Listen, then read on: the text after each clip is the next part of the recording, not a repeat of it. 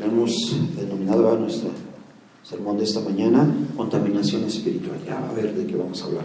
Mateo 5:17 dice así, en el nombre del Padre, del Hijo y de su Espíritu Santo: no penséis que he venido para abrogar la ley o los profetas. No he venido para abrogar, sino para cumplir. Porque de cierto os digo que hasta que pasen el cielo y la tierra, ni una jota ni una tilde pasará de la ley, hasta que todo se haya cumplido. De manera que cualquiera que quebrante uno de estos mandamientos muy pequeños, y así enseñe a los hombres, muy pequeño será llamado en el reino de los cielos. Mas cualquiera que los haga y los enseñe, este será llamado grande en el reino de los cielos. Porque os digo que si vuestra justicia no fuere mayor que la de los escribas y fariseos, no entraréis en el reino de los cielos.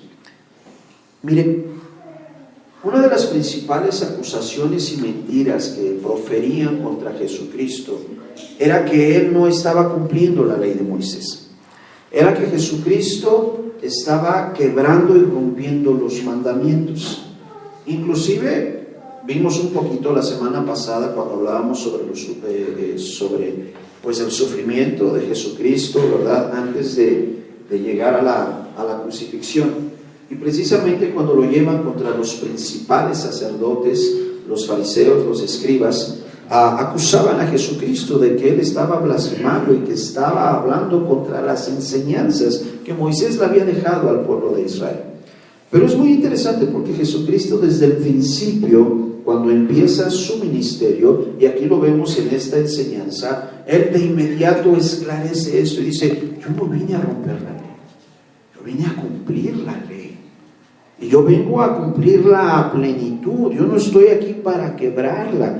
Y lo que Él dice en el versículo 18 llama nuestra atención porque dice: pasarán el cielo y la tierra, pero todas las cosas que están escritas en la palabra, en la ley, han de ser cumplidas. Y si esto ha de suceder, yo no soy quien para romper aquello que el Padre ha establecido entre el pueblo, o para con el pueblo de Dios. Toda la ley ha de cumplirse.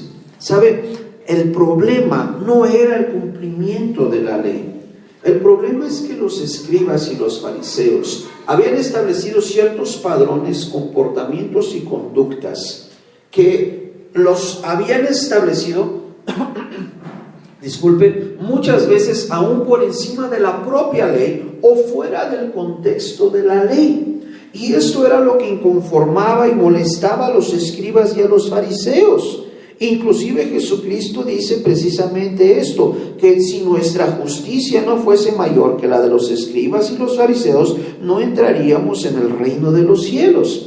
Realmente el problema que lastimaba, que ofendía, que hería la susceptibilidad de los líderes religiosos de la época de Jesucristo, es que ellos, insisto, habían establecido ciertas conductas y ciertos padrones que para ellos eran convenientes, que para ellos eran buenos, que para ellos eran agradables, pero que sin embargo muchos de ellos estaban inclusive fuera del propio marco de la ley que tanto ellos celaban y buscaban guardar y proteger y resguardar y enseñar para el pueblo de Israel. Cuando viene Jesucristo y empieza no solamente a enseñar la ley, sino a regenerarla y a establecer un nuevo pacto, yo no sé si nos va a dar para un estudio más la próxima semana sobre esto. Vamos a ver cómo Él toma muchos asuntos de la ley y los mejora y establece un padrón de conducta, de comportamiento a alcanzar mucho más alto